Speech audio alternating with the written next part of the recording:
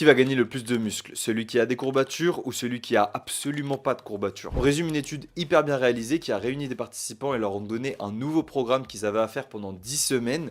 Et les scientifiques ont mesuré les courbatures, les dommages musculaires, la synthèse protéique et la prise de muscle à la première semaine, à la troisième semaine et à la 10e semaine pour voir si, quand on avait des courbatures, on prenait du muscle.